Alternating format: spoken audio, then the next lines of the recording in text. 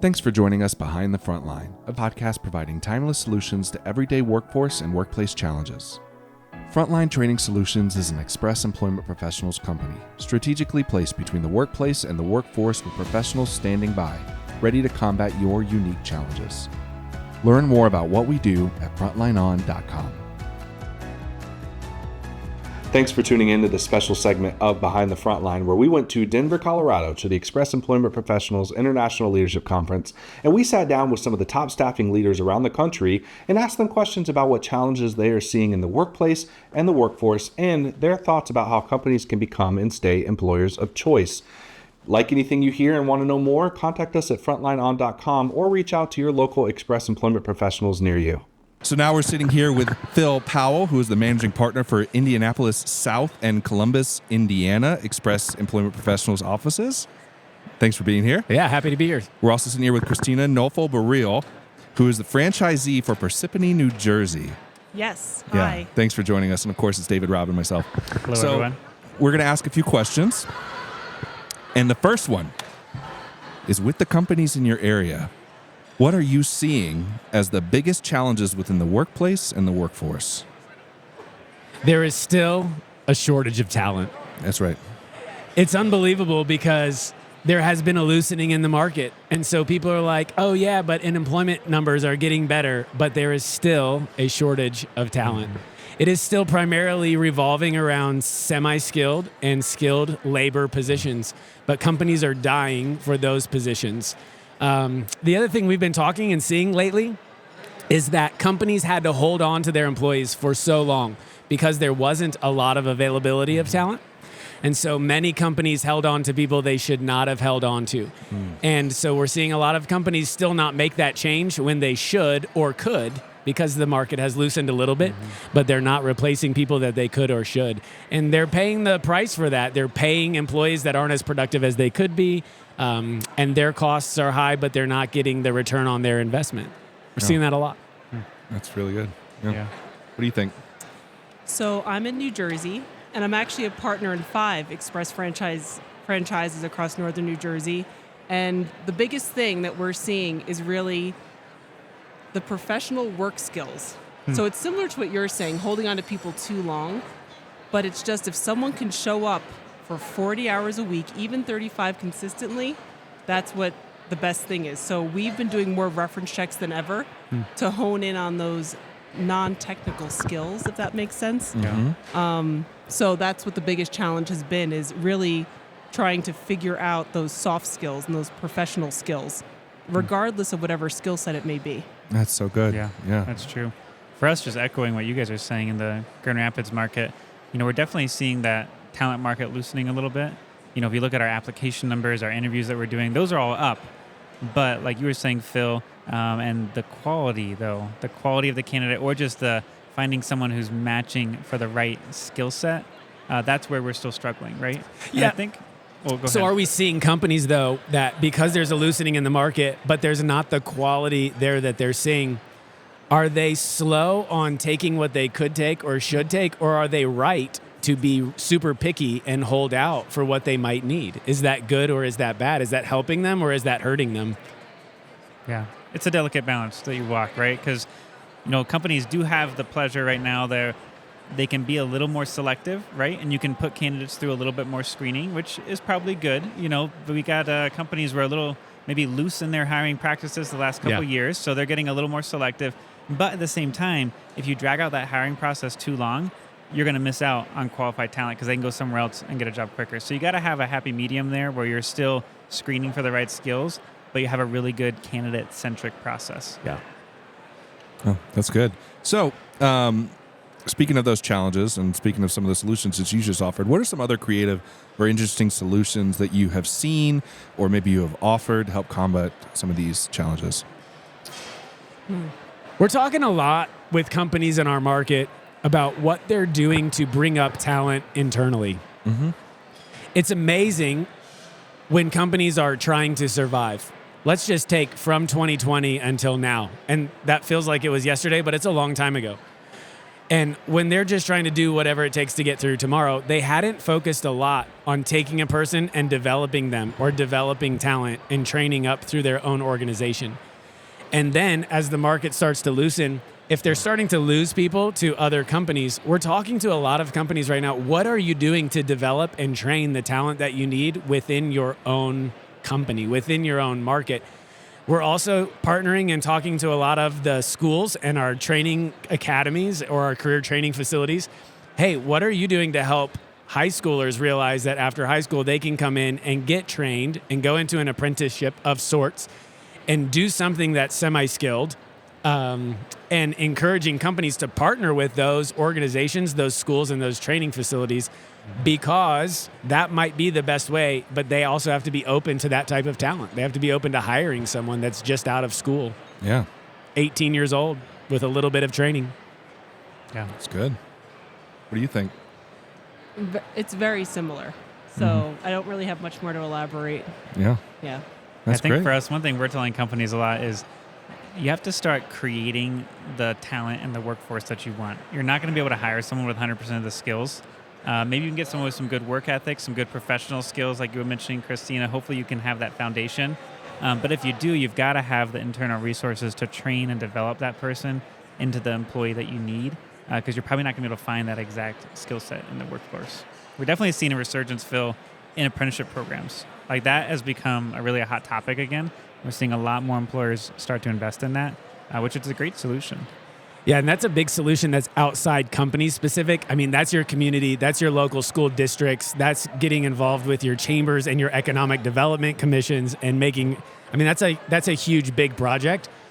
But I think communities that get that right will succeed over communities that don't. Yeah. This is very focused on, semi-skilled or manufacturing or light industrial, but it's also an issue whether it's this white-collar office services related job, accounting and finance. I mean, it's the same thing regardless, that companies are still struggling and needing solutions for that. Yeah. So we throw around the topic a lot about being an employer of choice, becoming an employer of choice. Have you guys heard that phrase before? How would you define that? You won't want to leave them ever because they're so awesome. It's a great definition. That is good. I like that. That's good. Yeah. What do you think? Why would I answer after that? It was, That was a you perfect guys both answer. were just Yes, like, oh, that's so good. That's good. so good. Yeah. What would- Anything that I say at What this would you point add is to it? less good. Yeah. What would you add to it? To be an employer of choice. We interview a lot of people every day. And a question we're trying to use more is, where would you like to work? Like, wouldn't you love to be the company that when people are interviewed, they're like, man, I'd really like to work for Nick at X, Y, and Z, right? Like, well, it takes some work to become that, but I guess that's what it means to be the employer of choice, is when people are actually saying, I want to, wherever I'm at, I want to go there. So following up with that now, both your definitions, how do you help companies in your area become and stay employers of choice? I have an answer to this one. All right. We keep them informed of what the most latest trends are, because I think a lot of companies, to be awesome, changes over time. So you have to be flexible and fluid. Training's part of it, coaching is part of it, but that fluidity, especially with different workforce challenges throughout the years, that's what we really partner with. And we've been open for almost 30 years. So Wow. keep changing with Yeah. the times. It's good. It's true. Our job is to help companies find good people, Yep. to help good people find great companies to work at, and to really connect them. We add to that we want to make an impact in our community. In order to do that, we have to be more than just a provider of people. So we've got to go regularly and sit across from that employer who's hopefully an employer of choice. And we have to evaluate, like, what are you doing? Maybe what are you not doing? How are we doing as a provider of people to you? And we need to collaborate together. Like, there has to be a relationship Right. where, hey, how can we help you? One of the nice things I think about what we offer at Express is we can help with more than just providing people, right? So if we review business and how things are going together, we can talk about their goals and how we can help with that. We can bring the data. Recently, I read in an SIA article, 54 to 56% of Americans right now are concerned financially because there's a gap between what I'm making and all this inflationary cost. Yep. Well, are we talking to companies about that? It doesn't mean they can pay more, but what are they doing to get ahead of that with associates, with their employees, talking about, like, I get that financial pressure that you're feeling. Hey, let's talk about that. And then I think the other thing is training and development of their team. What we offer through Frontline and what Express can offer with regard to specific training programs for this frontline supervisor, for an HR manager to handle delicate situation, for this up-and-coming team lead to develop them. We offer those solutions, so we should be able to help them become that employer of choice. Yeah. It's true. Those are both so good. Very good. Hey, Good I've got answers. a follow-up. I've got a follow-up on that. Do it. Nick, we're sitting with some of the top franchisees here I know. across all 900 offices. And I know that you two both do a lot with your own employees and do a lot to be an employer of choice yourself. So I'd love to hear just personally, what are you doing in your offices to retain those employees? What are a couple things, 2 or 3 things? Because I know you guys are employers of choice as well in your own market. Well, we offer a lot of training, not only for our management team, because we've developed a management team over the years. So a lot of our entry-level employees see this management team. They're like, I want to be a part of it.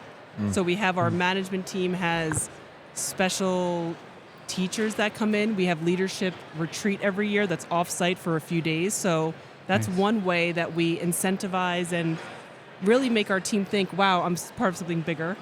And then for our whole team, we have events all the time. Even last week, we had an employee appreciation event because it was National Employee Day. Yeah. So we ended work a few hours early, and we had a happy hour in the office.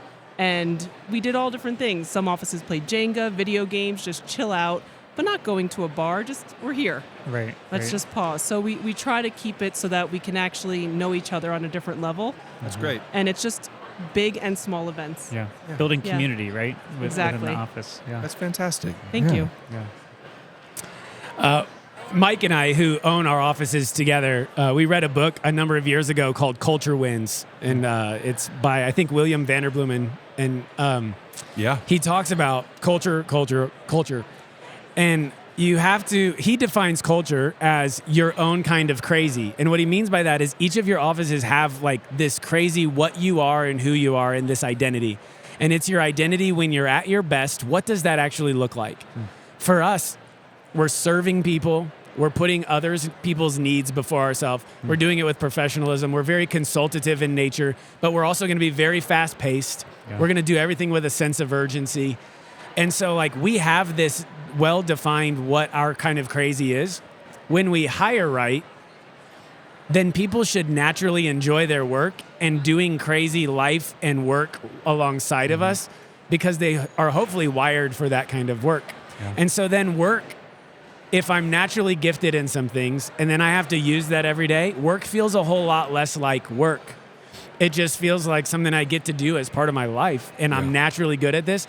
And if I feel like I'm good at my work and then I get to do that and I get to help people every day and I get to do it with people that I like, why would I want to go do something else? Right. And so we really try to hone in while we do those things as well that you mentioned. We did the same thing for Employee Appreciation Day. But what we try to hone in on first is, can I hire people who are naturally wired to do this and gifted in their strengths so that they get to use that naturally every day? And are they our kind of crazy? Yeah. Attracted to the type of crazy you can offer. Crazy. Yes. Yeah. See, I call it superhero powers. Everyone has their own superhero power. Yeah. Embrace it. It's okay if you're weak somewhere else. It's okay. But you have your own crazy that contributes to the overall crazy. Yep. There you go. I'm going to No use that crazy. now. Yeah. We're no Yeah. longer Right. superheroes. We're crazy. We're crazy. Okay, there We're you all go. crazy. Yeah, you should make that perfect. part of your employer value I know proposition. some of her team, they Be are crazy. crazy And if with she knew us. ours, she'd be like, yeah, you're crazy too. Come work here. We are crazy. We are insane. That would loop me in. Hey, that's an employer of choice. I want to go work there Yeah. where they're crazy. They're crazy over there. Hey, final takeaway. Any other advice you have for companies as they're maneuvering the current talent shortage crisis? Stay fluid. I mean, we're business owners, and it feels like we're having to, in some ways, reinvent or re-strategize it was like every 6 months, and then it became every 3 months, and now it feels like it's becoming every few days. Yeah. Like, hey, what are we seeing and what are we doing? And I think if companies and their leadership teams, their executive leadership teams and their management teams can stay fluid and adapt, that's my advice. Stay fluid. Love it. So I'm actually taking advice from one of our managers who was having a little bit of difficulty hiring for her team last year. And I'm like, you know what? Just pick your 3 favorite qualities. Doesn't have to be related to staffing. Who do you want to sit next to every day? And she chose the word brave. Thought it was such an interesting word. And I think that a lot of companies forget to be brave. It doesn't mean fearless. Brave is a really interesting word. Yeah. Because fearless is always like you're scared. But brave is something where you're like conquering. Right. And it's almost like I encourage all of our clients, you know what? I can't tell you what to do. But maybe be brave in this situation, Yeah. whatever you define that as, because it's more positive. And Right. like It you is. said, with the adjustments, you don't want to keep adjusting. Yeah. No one does. But if you're brave when you're going into it, at least when you get out of it, you're like, it felt better than it Yeah. could have. Brave feels like a conscious choice Right. that I'm stepping in like, okay, I'm going to choose bravery in this moment. I like that. Yeah. I like that too. That's good. That was well done. All right. Well, thank you, Phil. Thank you, Christina, so much for your insight today. Yeah, appreciate. Thank Awesome. you so much. Thanks for joining us.